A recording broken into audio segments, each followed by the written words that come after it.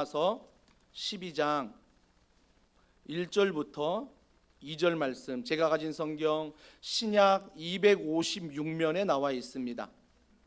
자, 우리 12장 1절 2절 다 같이 읽습니다. 시작.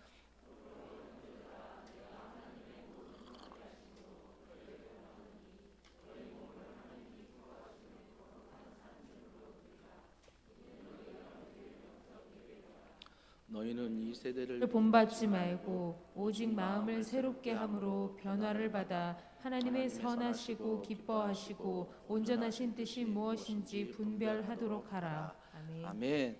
하나님을 예배하라, 하나님을 예배하라라는 제목으로 하나님 말씀을 전하도록 하겠습니다. 12월 첫째 주였습니다. 작년이죠 벌써. 12월 첫째 주에 저희 교육자들 또 간사님들 부부 동반해가지고 리트릿을 속초로 갔습니다. 속초 가면서 먹거리도 많고 볼거리도 많잖아요. 엄청난 계획을 짰습니다. 2박 3일 정말 1분 1초 아까우니까 빡빡하게 짜가지고 그 모든 순서를 다 준비하기 위해서 설레이는 마음으로 온 가족이, 우리 교육자들이 가서 격려하는 시간 가지려 했습니다. 그러나 저를 비롯한 모든 분들이 확진에 걸려서 그곳에서 저는 또 방에 격리가 되고 각자 또 격리가 되고 돌아와서 또 격리가 되면서 초유의 사태가 벌어지지 않았습니까? 주일날 교육자들이 다 초토화되고 우리 사진 찍고 있는 위대한 전사님 혼자 이 교회에 와서 우리 간사님과 여러 성도님들과 운영위원분들과 함께 예배를 드린 그때의 시절이 지금도 생각이 납니다. 아찔하지만 그 이후에 얼마나 감사하든지요. 교육자가 없어도 우리 운영위원분들이, 순장님들이, 우리 성도분들이 이렇게 성숙하고 정말 하나님을 사랑하는 마음으로 예배를 드릴 수 있구나. 예배를 드릴 수 있구나. 한편에 담임 목사 입장에 굉장히 감사한 시간이었고 뿌듯한 시간이었습니다. 뭐 다른 교회 자랑할 일은 아니지만 하여튼 그런 마음이었습니다. 근데 그 시간에 저희가 둘째 날 저녁이었습니다. 저녁을 먹고 한 밤 9시에 이렇게 모여서 2022년 각자의 사역들을, 또 장단점이나 또 아쉬웠던 것들을, 또 바라는 것들을 이야기하는 시간을 가졌습니다. 근 2시간에서 3시간 정도 그런 개인적으로 다 나누고, 그 다음에 마지막으로 제가 정리하면서 우리가 2023년에는 한 가지 키워드를 붙잡자. 그것은 회복이다. 회복이다. 회복인데 저희 교회가 이제 7년을 지나 8년 차에 접어들지 않습니까? 왜 이 8년 차에 주님이 저의 마음에 회복이란 단어를 주실까라고 생각해 보면 필요하기 때문입니다. 이제 7년 정도 됐으면요 굉장히 익숙해졌습니다. 익숙해졌어요. 예배가 익숙해져 버리고요, 모든 사역이 익숙해져 버리고요, 교육자 담임 목사도 서로 익숙해져 버리고, 교육자들도 순장님들도 서로 섬기는 모든 분들이 익숙해져 버렸습니다. 예배 또한 어떻습니까? 익숙한 예배가 돼버렸습니다. 그러다 보니까 뭐가 없어요? 하나님을 향한 마음이 사라진다라는 것입니다. 그러니까 교회에서 섬기는 사역은 계속하고 있는데, 교회에서 담임 목사로 사역은 하고 있는데 그 사역만 남다 보니까 뭐예요? 하나님에게 멀어지는 것입니다. 예배의 자리로부터 점점 멀어지는 것입니다. 예배를 안 드리고 섬겨도 기쁜 것입니다.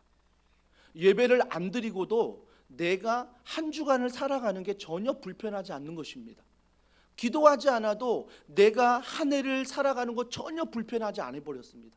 이제는 우리가 너무 이런 종교 생활에 익숙해져 버렸다는 것입니다.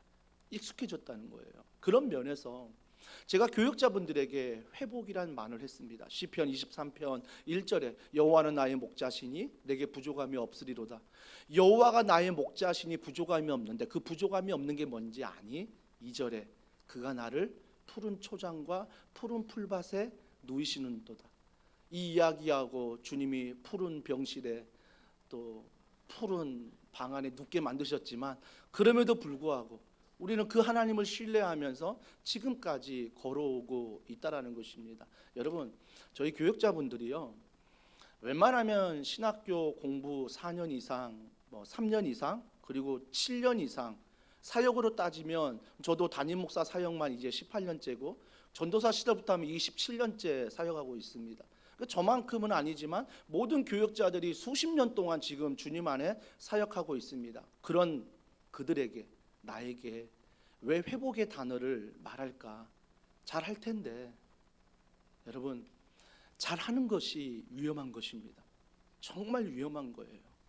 내가 처음 찬양팀에 서서 싱어할 때는 그 한 주간 너무 떨려서 매일매일 곡을 불러보고 그 곡의 가사를 내 기도로 삼고, 하나님 찬양할 때 내 목소리를 지켜주시고, 하나님 찬양할 때 믿음을 주시고, 하나님 찬양할 때 성도들과 함께 은혜를 나눌 수 있도록 정말 처음에는 기도하면서 이 자리를 준비했는데, 어느덧 1년이 지나고 3년이 지나고 5년이 지나고 7년이 지나면서 이제는 찬양 연습하지 않아도, 이제는 기도하지 않아도, 이제는 염려하지 않아도 그냥 익숙해져 버린 거죠. 그냥 이 자리에 올라와 서도 그냥 기본 실력이 있는 거예요. 기본 실력이 있는 거죠. 그냥 기본 실력으로 하는 거죠. 기본 실력으로. 그러니까 뭐예요? 섬기면 섬길수록 뭐예요? 하나님과 멀어지는 거예요. 섬기면 섬길수록 하나님을 의지하고 하나님께 가까이 오는 게 아니라, 섬기면 섬길수록 하나님과 점점 멀어져 버리는 이 담임 목사의 마음을 보게 된다는 것입니다. 또 이런 경우도 있지 않겠습니까? 드럼 한번 틀렸어요. 반주 한번 틀렸어요. 싱어 한번 틀렸어요. 근데 예전 같으면 한번 틀리면 너무 죄송해서 또 연습하고 기도하면서 정말 주님 앞에 회개하며 애통하는 마음이 있는데, 어느덧 너무 익숙해져 버리니까 한번 틀려도 다 그렇잖아, 다 실수할 수 있는 거잖아, 다 그렇게 사역하는 거잖아, 다 그렇게 섬기는 거잖아.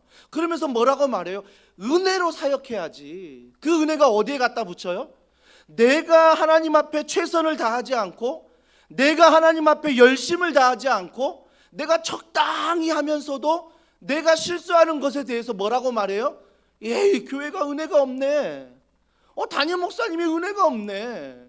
좀 틀려도 은혜로 넘어가야지. 물론 틀릴 수 있습니다. 넘어질 수 있지요. 실패할 수 있지요. 하지만 그 실패와 절망과 넘어짐 속에 우리가 반드시 회복해야 될 것은 하나님을 붙들고 있는가, 하나님을 예배하고 있는가. 정말 이 말씀을 붙들지 않으면 어느덧 우리의 신앙생활은 모태신앙이든 30년이든 20년이든 10년이든 1년이든, 조금 전 영상에서 보았듯이 이제 교회에 나온 지 1년 돼서 그런 간증을 할 때 어느덧 나는 팔짱을 끼고, 야 너도 2년 지나봐, 이런 교만한 마음이 우리에게 있다면, 아직 그분들의 마음을 내가 이 교회에 출석하며 느끼지 못한다면, 오늘 이 시간 우리가 주님 앞에 애통해야 됩니다. 그 애통이 뭐예요? 주여 회복시켜 주시옵소서. 주여 회복시켜 주시옵소서. 우리가 다시 한번 애통하고 회개하고 주님 앞에 나아가는 이 2023년이 되기를 주님의 이름으로 축복합니다. 정말 힘든 시간이지만 5주 동안 회복에 대해서 말씀을 전하려 해요. 그 첫 번째 시간이 오늘 예배입니다. 왜 하필 예배가 처음일까? 너무나 익숙하지 않습니까? 여러분, 공적인 예배면요, 웬만한 종교생활 하신 분들은 안 빠지고 잘 와요.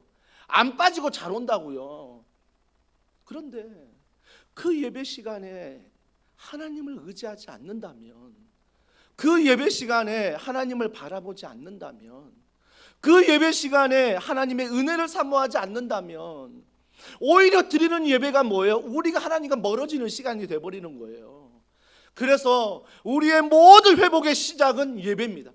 예배가 시작이요, 예배가 끝인 거예요. 왜 그러냐면 이 예배 가운데 우리가 하나님을 향한 간절한 마음을 잊어버리잖아요. 그러면 일주일 내내 하나님을 묵상하지 않습니다. 하나님을 생각하지 않습니다. 정말 세상 사람들이 그리스도인들에게 실망하는 게 뭐죠? 이중성이에요. 이중성. 그 이중성이 뭐죠? 교회 안에서는 막 신앙생활 하는 거 보면, 기도하는 거 보면, 찬양하는 거 보면 세상을 막 뒤엎을 것 같아. 교회 안에서 너무너무 충성된 일꾼인데 이 문을 나서는 순간, 저 주차장에 가는 순간부터 뭐예요? 하나님은 없어요.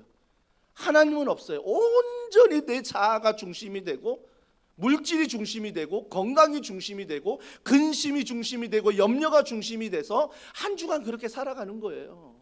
그러면서 뭐라고 말해요? 당연한 거야. 신앙생활을 이렇게 하는 거야. 그러니까 세상 사람들이 그리스도인에게 실망하는 거예요. 실망하는 거죠. 이중성. 교회 안에서만 충만한 모습의 이중성. 그렇기 때문에 우리가 예배라고 하면요, 이 시간 공적 예배, 주일 1부, 2부, 3부, 수요일 에센스 예배, 오전 저녁, 생명의 삶 유튜브에서 맨날 예배 드리는 것, 그리고 우리가 부르짖는 기도에 참여하는 것, 다락방으로 모이는 것, 모든 사역하는 것, 교회에서 하는 모든 공적인 예배죠. 하지만 공적인 예배를 뛰어넘어 삶의 예배가 이루어져야 하는 것입니다. 월요일부터 직장에서, 학교에서 모든 삶의 예배가 하나님 중심으로 회복되어져야 한다는 것입니다. 이런 의미에서 오늘 우리가 하나님을 예배하라 이 말씀을 묵상하며 전하게 되는 것입니다. 그래서 회복의 첫 번째는 무엇이냐면 우리 삶이 예배라는 것입니다. 우리 삶이 예배가 돼야 돼요. 자, 1절 다시 한번 읽어볼까요? 자, 로마서 12장 1절입니다. 다 같이 읽습니다. 시작. 그러므로 형제들아 내가 하나님의 모든 자비하심으로 너희를 권하노니 너희 몸을 하나님이 기뻐하시는 거룩한 산 제물로 드리라. 이는 너희가 드릴 영적 예배니라. 한 번 더 강조하지만 모든 예배는 공적인 주일, 수요 에센스 예배, 부르짖는 기도회, 여러분이 하는 교회의 모든 사역, 이 모든 것이 예배입니다. 하지만 진정한 예배는 뭐예요? 공적인 예배도 잘 드려야 되지만 삶의 예배, 월요일부터 토요일까지 내 삶의 예배, 삶의 예배를 잘 드리셔야 이게 진정한 예배의 회복이라는 것입니다. 창세기 4장에 보면 가인과 아벨 잘 아시죠? 정말 하나님이 태초에 인간을 만드사 아담과 하와를 만드셨는데 아담과 하와에서 태어난 이들이 가인과 아벨입니다. 가인과 아벨이 태어났는데 창세기 4장을 자세히 보시면 가인의 직업이 뭐던가요? 농사짓는 자입니다. 농사짓는 자예요. 근데 둘째 아벨의 직업이 뭡니까? 양을 치는 자입니다. 목축업이에요. 그러면 직업이 있는데 첫째 아들은 농업입니다. 둘째 아들은 목축업입니다. 그래서 둘이 열심히 일하는 거예요. 최선을 다해서 일하는 거죠. 그런데 하나님 앞에 예배를 드리는데 예배를 드리러 나오는데 그들이 감사하는 마음으로 제물을 가지고 나왔습니다. 제물을 가지고 나왔는데 가인은 곡식을, 아벨은 양을 가지고 나왔습니다. 당연한 거 아닙니까? 내 직업에서 내가 정말 하나님 앞에 감사히 받은 것을 드리는 건 너무 감사한 것입니다. 이 본문 해석을 잘못하시면 안 됩니다. 하나님이 곡식 안 좋아하시고 하나님이 양을 좋아하시고 하나님이 피를 좋아하신다. 구약은 피로 제사 드려야 하나님이 받으신다라고 해서 그래서 가인의 예물은 받지 않고 아벨의 예물은 받았다라고 해석하는 것은 잘못된 것입니다. 잘못된 해석이에요. 왜 그러냐면 레위기서에 보면 하나님이 제사, 예배 드리는 법을 가르쳐 주시는데 그 예배 중에 소제가 있습니다. 소제가 무엇입니까? 곡식으로 드리는 예배입니다. 그러니까 하나님은 곡식으로 드리는 예배도 받으신다라는 것입니다. 그래서 꼭 양으로 드려야 된다. 피를 흘려야 된다. 이건 잘못된 생각이라는 것입니다. 하나님은 여러분이 어떤 직업을 갖고 계시든 하나님 마음 중심으로 그 직장에 출근하고 그 직장에서 살아가고 그 직장에서 얻은 소산의 열매들을 하나님 앞에 기쁨으로 드린다면 하나님이 어떤 예물이든 화려하지 않아도 많지 않아도 하나님이 우리의 마음을 받으시고 하나님이 그 예물을 기뻐하신다라는 것입니다. 그러나 이 본문을 통해서 우리가 반드시 깨달아야 될 게 무엇입니까? 정말 두려워요. 정말 무서운 게 뭡니까? 하나님이 받으시는 예배가 있고 하나님이 받지 않으시는 예배가 있다라는 것입니다. 오늘날 한국교회에서 수많은 교회가 11시 예배를 드리고 있습니다. 수많은 성도들이 11시 예배에 참석해서 예배를 드리고 있습니다.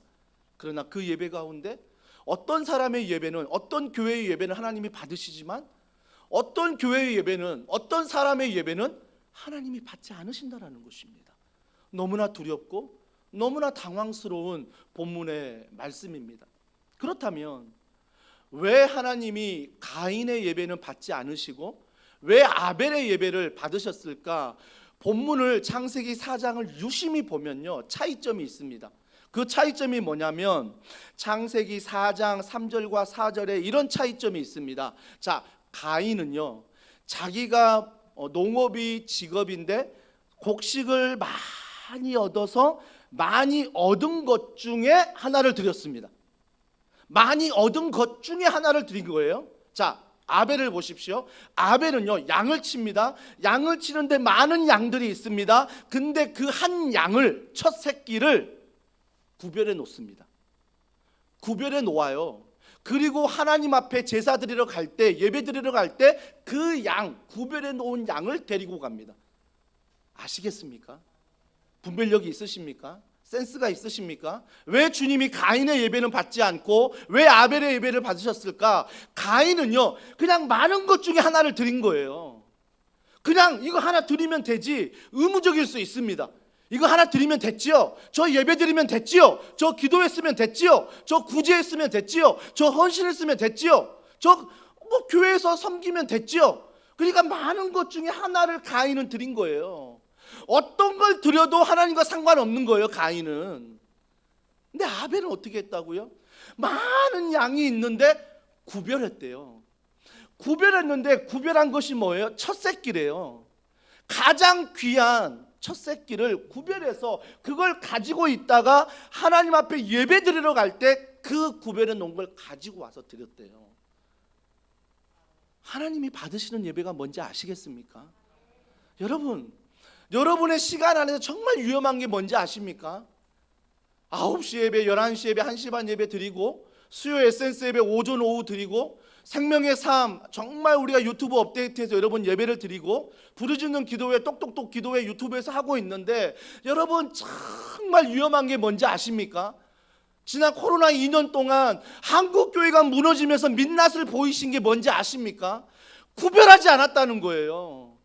그러니까 예배 시간이 구별되지 않고 내가 피곤하면 1시 반, 내가 좀 쌩쌩하면 9시, 내가 그냥 구별 없이 내 상황에 맞춰 예배를 드리는 거예요. 온라인 예배 정말 한국교회 민낯 아닙니까? 예전 같으면 9시, 11시, 1시 반에 예배 드리는데 온라인 예배 드린다니까 다들 그냥 뭐 토요일 주일은 캠핑 가고 놀러 가고 다 그리 갔다가 월요일 날 시간 남을 때 예배 드리는 분들, 여러분 찔리지 않습니까? 담임 목사부터 찔리는 것 같아요.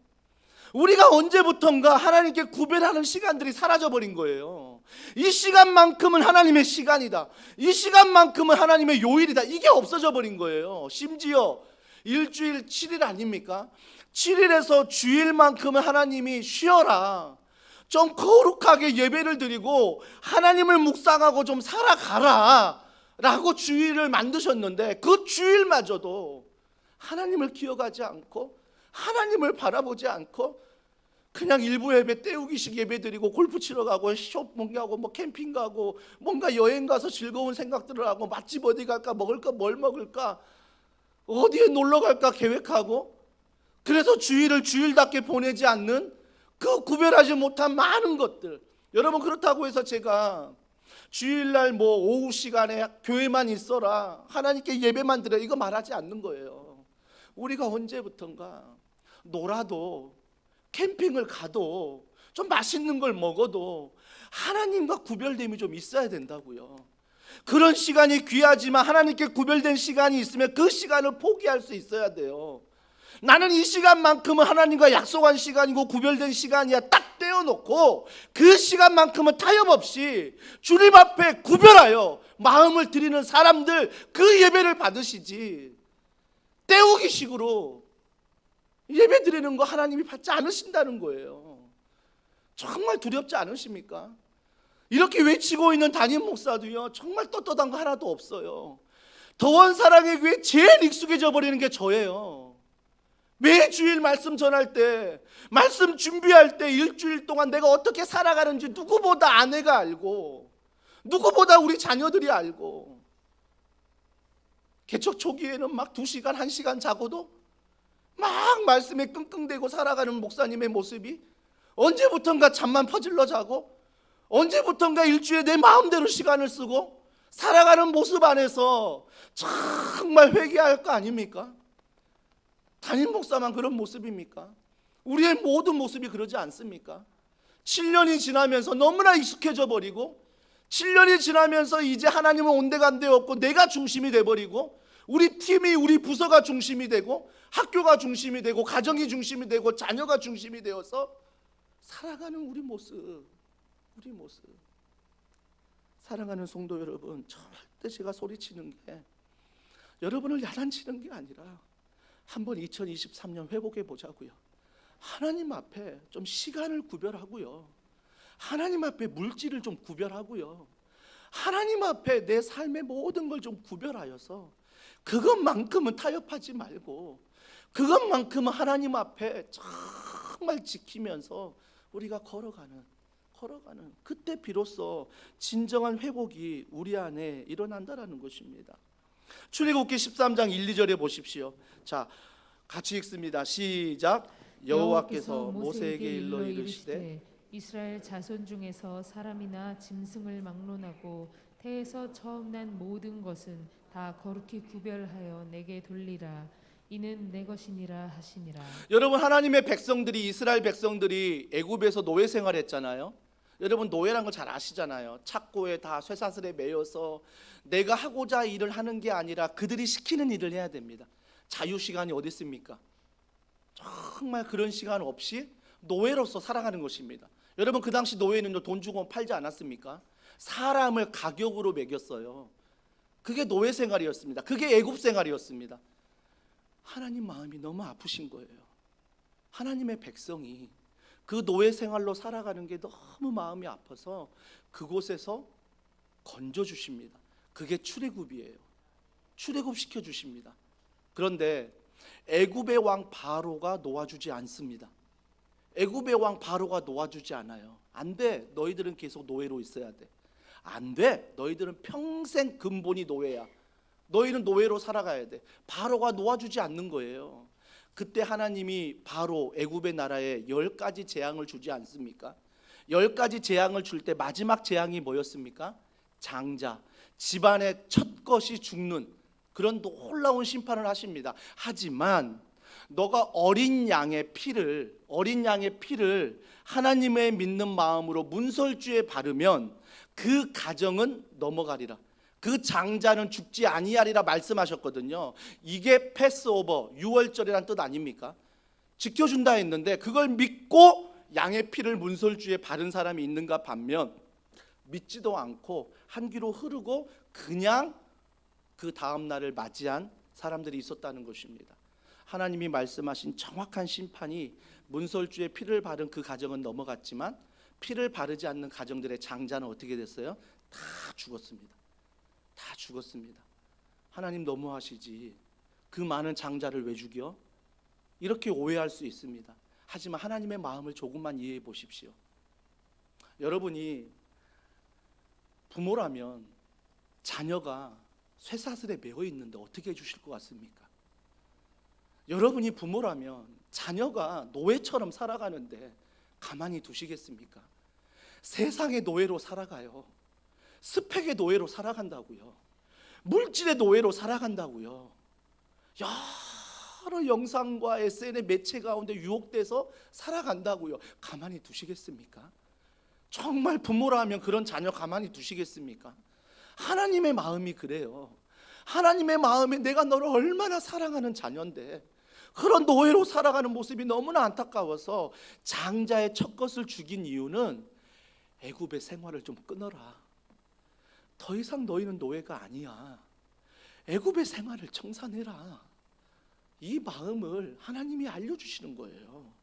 그래서 장자가 죽듯이 이제는 애굽의 모든 노예 생활이 이제 죽었다. 너는 노예가 아니야. 너는 하나님의 자녀야. 사랑하는 하나님의 자녀를 알려주신 사건이 바로 그 장자의 죽음이에요. 오늘날로 말하면 뭐예요? 십자가에서 주님이 못 박혀 돌아가셨습니다. 십자가에서 나도 죽었다라고 고백합니다. 실제적으로 내가 죽었습니까? 아니, 나 살아있어요. 근데 어떤 의미인가요? 옛사람이 죽었다는 것입니다. 옛사람, 내가 주인 되고 내가 자아가 주인 되어 내가 왕이 되어 살아갔던 내 마음에 하나님이 아닌 다른 것들을 추구하며 살아갔던 그 모든 자아가 뭐예요? 십자가에서 죽었다는 거예요. 십자가를 통해서 옛사람이 죽었다는 걸 내가 선포하는 것입니다. 이 선포가 바로 십자가라고요. 아직까지 십자가의 삶을 살지 못하고 아직까지 십자가를 붙들지 못한 사람들에게 뭐가 있어요? 애자아가 살아있는 거예요. 여전히 내가 주인 되고 싶은 거죠. 여전히 내 인생에 내가 왕이 되고 싶은 거지요. 그래서 잔소리 듣기 싫어하죠. 꼰대라고 말하지요. 물론 기성세대가 반성해야 되지만 정말 MZ세대는 반성할 게 없습니까? 사랑하는 성도 여러분, 언제부턴가 우리가 정말 주님 앞에 구별하여 지키지 못하고, 예전에 우리 세대의 부모님은요, 말씀이면요 정말 진리로 알고요, 정말 이 말씀에 순종하기 위해서 생업을 포기하고 자기의 모든 것들을 손해 보면서 하나님을 믿었어요.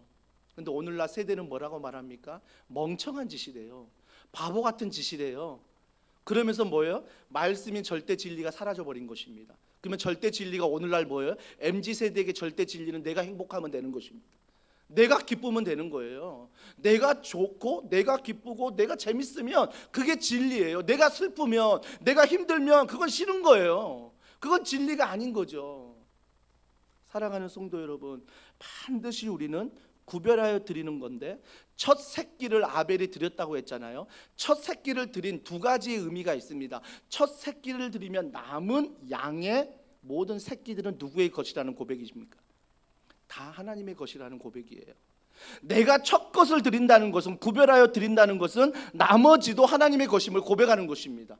여러분, 우리가 반드시 기억해야 될 것은, 내가 11조를 드렸어요. 말라기서에 보면 11조를 반드시 하나님 앞에 드리라고 말합니다. 너희 소득의 10분의 1, 시간의 물질의 10분의 1을 반드시 드리라고 말합니다. 그러면서 뭐라고 말해? 안 드린 사람들마다 도적질하고 있다라고 말합니다.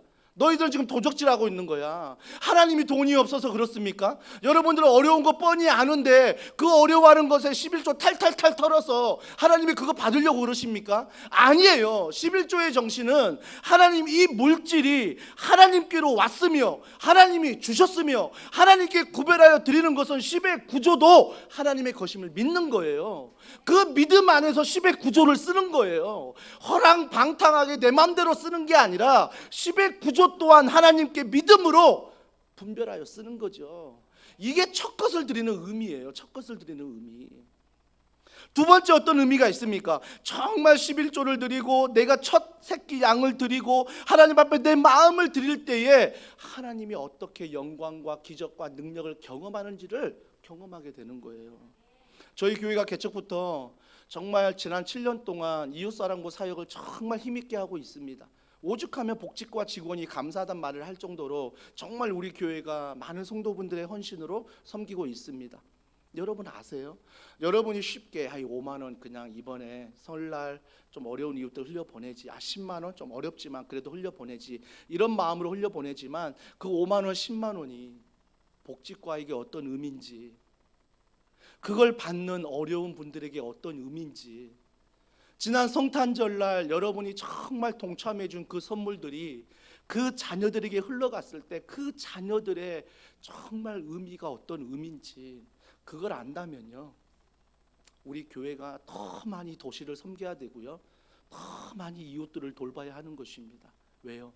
5만 원이 어떤 기적을 나타내고 있는지, 10만 원이 어떤 기적을 일으키고 있는지를 보면 정말 하나님께서 놀라운 일을 이루십니다.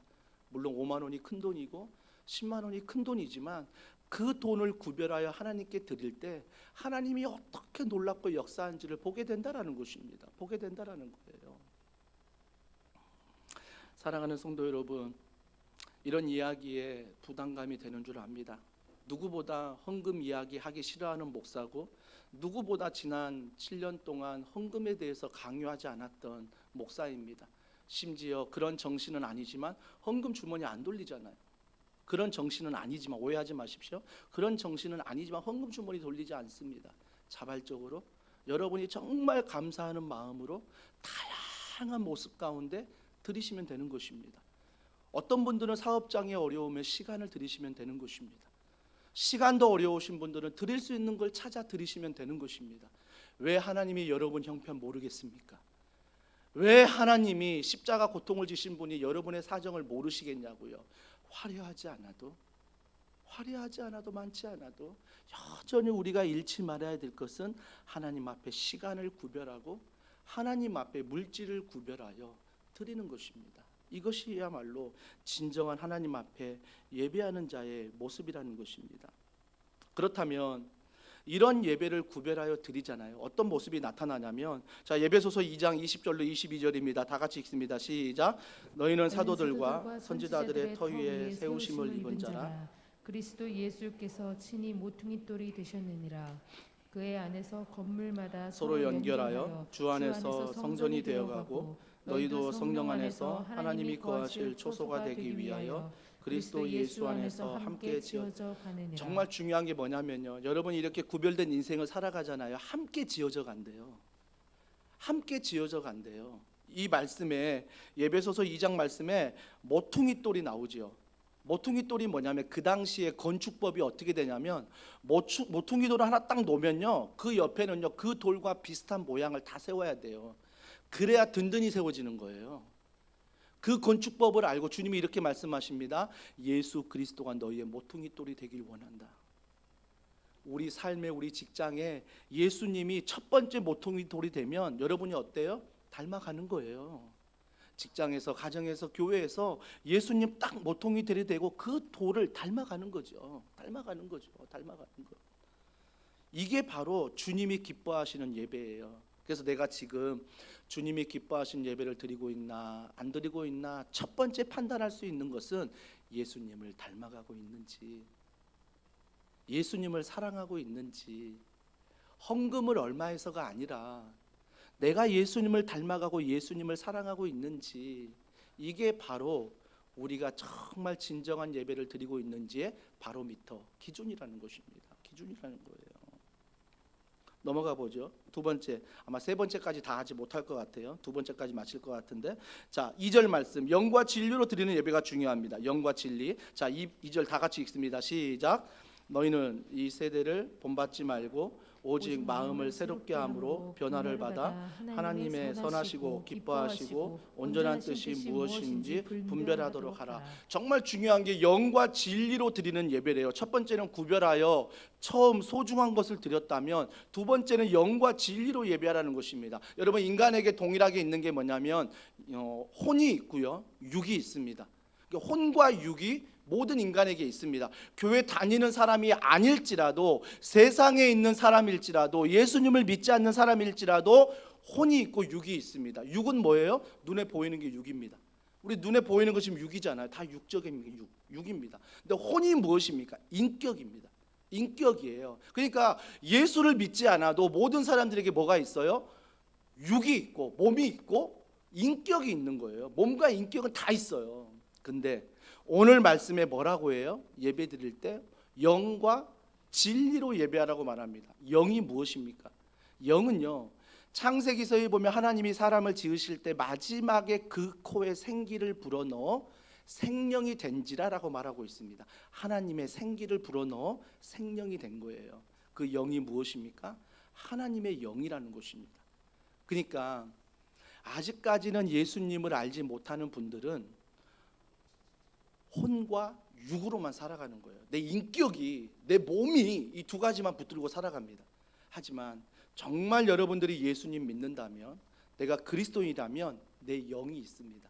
그 영은 뭐예요? 하나님이 태초에 불어넣어 주신 하나님의 생명이라는 성령이 있습니다. 성령. 여러분, 성령은 어떻게 내 마음에 거하냐면, 여러분이 예수님 믿습니다, 예수님을 내 마음의 왕으로 모실 때 성령은 내 안에 영이 들어와 계십니다. 어떤 분은 이런 말 합니다. 안 보이는데? 성령이 내 안에 계신데 내가 이렇게 살 수 있나? 오해할 수 있습니다. 여러분, 내가 예수님 믿을 때 성령이 계시지만 왜 성령을 느끼지 못합니까? 충만하지 못하기 때문입니다. 충만이 뭡니까? 넘치는 것을 말하는 거죠. 그러니까 내 안에 성령이 있는데 성령이 충만하지 못하니까 내가 느끼지 못하는 거예요. 어떻게 하면 성령으로 충만할 수 있을까요? 여러분, 의지하셔야 됩니다.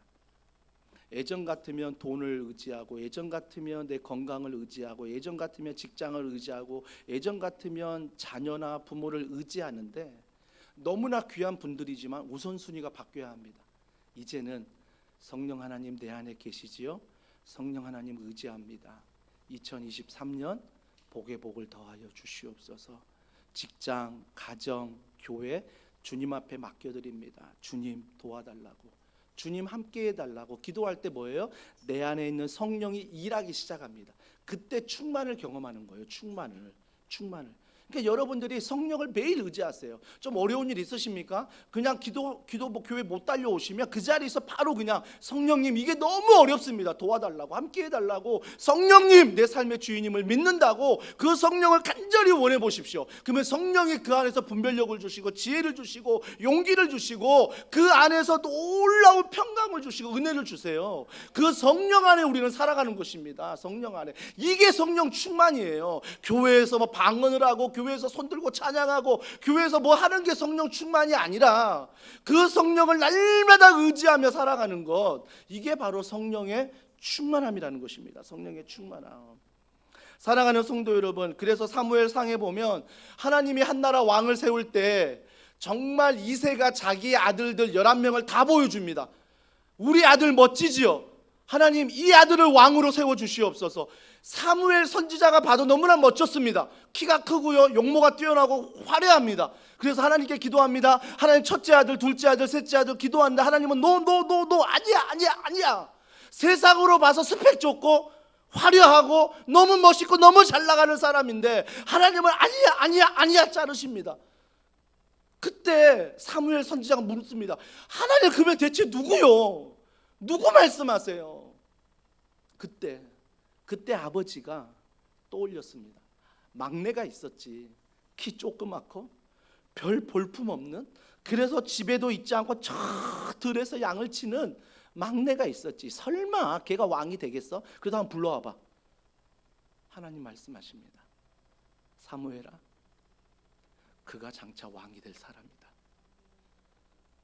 키가 조그맣고 스펙도 없고 건강도 없고 물질도 없고 여전히 가진 것 없지만 하나님은 그가 왕이라고 말씀하십니다.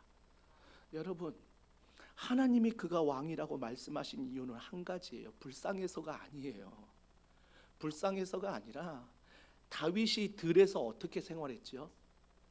혼자 탑에 나가 추워가지고 추위와 싸우고 양을 지키기 위해서 곰과 싸우고 사자와 싸우고, 정말 그 막내 아들이 얼마나 두렵겠습니까? 더 두려운 건 뭐죠? 아빠가 아들로 인정해 주지 않아요. 형제들이 아들로 인정해 주지 않는다고요. 너무 비참한 상황에 있지만 그때 그가 양을 칠 때 어떤 마음으로 쳤다고요? 하늘의 하나님, 지금도 나와 함께 하시는 하나님, 이 상황 가운데 나를 도와주실 줄 믿습니다. 이 상황 가운데 나와 함께 하심을 믿습니다. 이 마음으로 그 시간들을 보냈어요. 하나님이 그 마음을 들으시고 하나님이 그 마음을 보시고 용모가 화려해서가 아니라 스펙이 좋아서가 아니라 키가 커서가 아니라 그 마음이 하나님을 의지하니 그를 한 나라의 왕으로 세워 하나님의 일을 하게끔 만드신다라는 것입니다. 이게 바로 영과 진리로 예배하는 거예요. 영과 진리로 예배하는 것. 저는 더원 사랑의 교회 모든 성도분들이 정말 보이지 않는 그 하나님을 의식하며 영과 진리, 맞아, 내가 직장생활, 가정생활에서도 그 하나님을 예배하는 삶이지 라고 생각하며 걸어가기를 소원합니다. 나머지 3번은 간략하게 설명하면, 가인은요, 하나님이 예배를 받지 않는 삶은 어떻게 되냐면 저주를 받아요. 땅이 저주를 합니다. 모든 관계가 끊어집니다. 가인 혼자 살아가는 거예요. 그런데 아벨을 보십시오. 그 아벨을 통해서, 물론 죽었지만 그 열매를 통해서 하나님께서 아벨을 높여주시고 그 자손을 통해서 하나님께서 놀라운 일들, 관계를 맺게 하시고 축복하시고 놀라운 일들을 이루어 가십니다. 그러니까 여러분이 정말 주님 앞에 예배자가 되잖아요. 그러면 여러분의 관계가 새로워지는 거예요. 내가 1순위, 2순위, 3순위 추려서 관계를 맺는 게 아니라, 내게 이익된 사람만 만나는 게 아니라 하나님이 붙여주세요. 하나님이 붙여주신다고요. 여러분 경험해 보십시오. 정말 성령을 의지하며 하나님이 보내준 사람을 만나고요, 하나님이 보내준 물질을 만나고요, 하나님이 보내준 건강을 만나고요, 하나님이 보내준 사람을 만나게 된다라는 것입니다. 그래서 그 하나님의 사람으로서 서로 존중하며 관계를 맺으며 축복하며, 도시를 축복하며, 직장을 축복하며, 정말 모두가 사랑으로 하나 되는 관계 속에서 살아간다는 것, 이것이 바로 하나님께 예배하는 자의 삶의 모습이라는 것입니다. 예배했는데 다 관계 끊어버리고 불통하고 누구와 관계를 안 갖고 살아가는 모습 아닙니다. 예배자는 누구와도 하나가 되는 것, 함께 하는 것, 이것이 바로 진정한 예배자의 모습이라는 것입니다. 이런 예배가 우리 더원 사랑의 교회 가운데 회복되기를 주님의 이름으로 축복합니다. 우리 이 시간 소망의 기도 나눠드린 거 다 빼시고요. 여러분 1, 2, 3번 지난주 광고 드렸지만 1, 2, 3번 여러분 기도 제목을 좀 적기를 원합니다. 볼펜이 필요하신 분들은 손을 드시면 저희 성기미들이 볼펜을 준비했습니다. 볼펜 준비했으니까 볼펜 받으시고 이 시간에 기도하는 마음으로 하나님, 내 기도 제목 2023년 이런 기도 제목이 있습니다. 1번, 2번, 3번 좀 적는 시간을 갖습니다. 여러분 물질을 구하지 않는다고 하나님이 좋아하는 기도 아니에요. 주님의 믿음 안에서 물질을 구하십시오. 건강을 구하십시오. 그래서 그 믿음 안에 적으십시오. 자, 이 시간 잠깐 소망의 기도 1, 2, 3번 여러분의 2023년입니다. 기도 제목을 적는 시간을 갖겠습니다.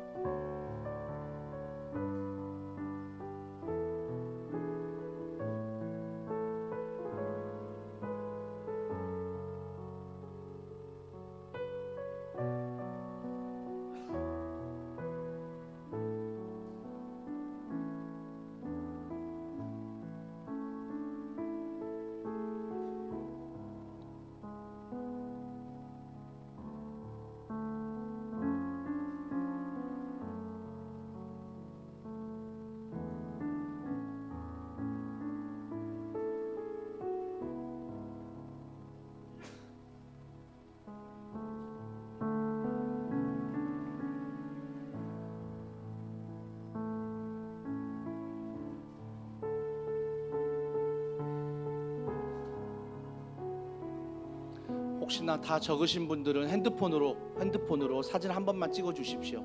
여러분의 기도 제목을 핸드폰에 저장해 두어서 우리가 1년 동안 함께 기도해야 할 것입니다. 다 적으신 분들은 핸드폰으로 여러분의 기도 제목을 반드시 찍으십시오.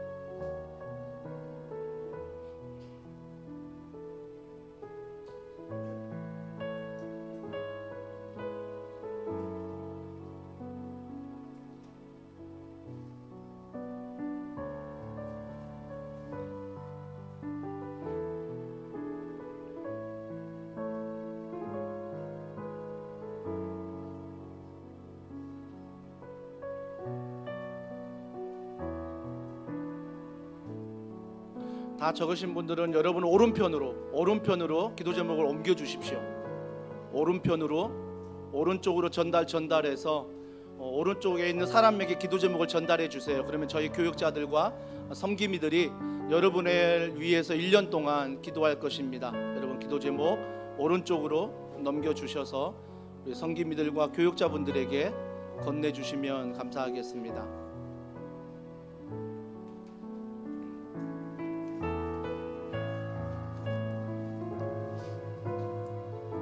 계속 적으시고 다 적으신 분들은 오른쪽으로 제출해 주시고 우리 성기미들이 받도록 하겠습니다. 우리 송구영신 예배를 드리지 못했지만 우리가 이 시간 2022년을 생각하면서 하나님, 지금까지 지내온 것 은혜입니다. 실패했어도, 좌절했어도, 근심하고 염려하고 여러 많은 어려움이 있었지만 은혜였음을 고백하며 2023년 그 하나님이 내 마음의 주인 되도록, 내 왕이 되도록 그 마음을 담아 이 찬양 고백합니다. 우리 에베네셀 하나님 찬양하겠습니다. 감사하신 하나님, 감사하신 하나님, 에베네셀 하나님, 에베네셀 하나님. 그 하나님이 어떤 분이십니까? 살아계신 하나님, 에베네셀 하나님. 에베네셀입니다. 여기까지 인도하셨네.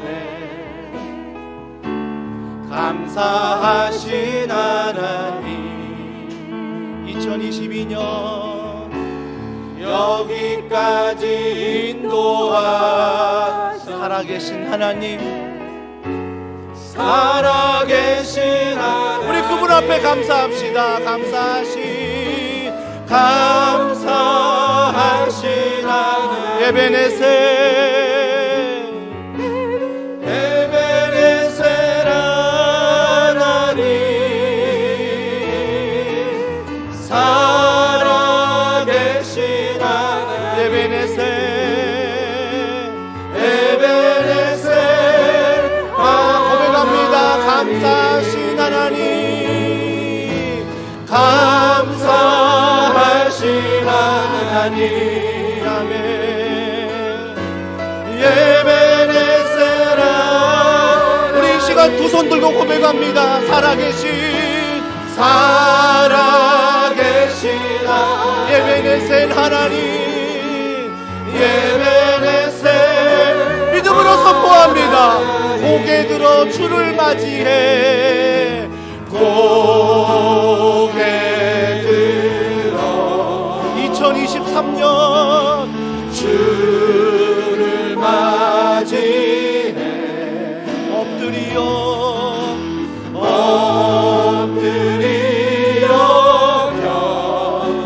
경배하며 찬양하게 영광. 그분이 왕이십니다. 왕의 위엄을, 영과 진정한 신령과 진정 선포합시다. 찬양으로 영광 돌려 만원. 한 번 더 선포합니다. 2023년 왕의 위엄을, 왕의 위엄을. 어떤 마음입니까? 신령과 진정. 나의 모든 삶 속에서 찬양으로 만왕의 왕께, 만왕의 왕께. 우리 이 시간 2023년 회복의 주제가가 있다면 충만이란 주제가입니다. 우리 이 찬양 한 번 더 고백할 텐데, 우리 이 시간 예수로 2023년 우리의 직장과 가정과 교회가 충만하게 해달라고 우리 이 시간에 함께 고백합니다.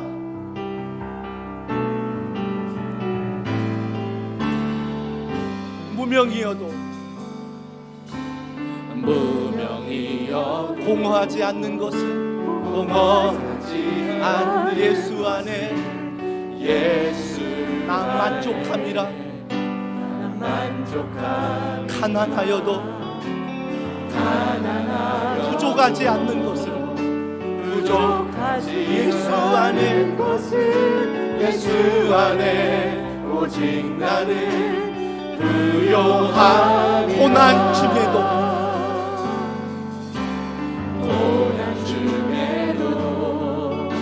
견뎌낼 수 있는 주의 계획, 그 때문에 실패하여도 일어설 수 있는 것, 일어설 수 있는 예수 안에 예수 안에 오직 나는 승리 2023년 선포합니다. 난 예수로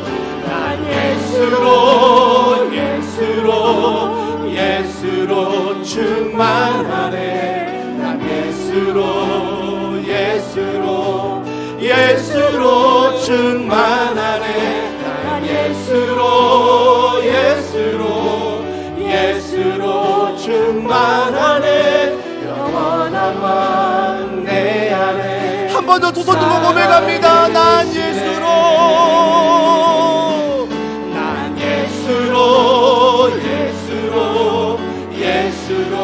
충만하네 난 예수로 충만하네 난 예수로 영원한 왕 내 안에 고백합니다. 풍의 불길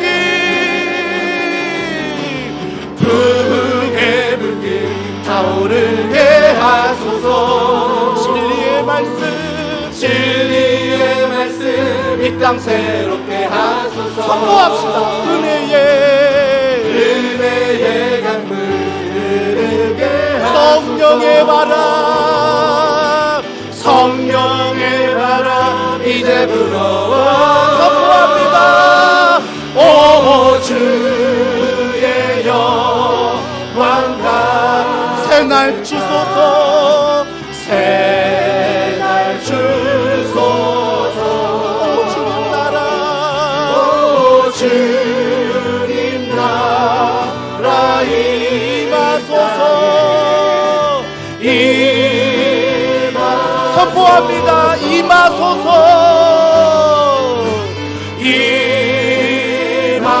한 번 더 선포합니다.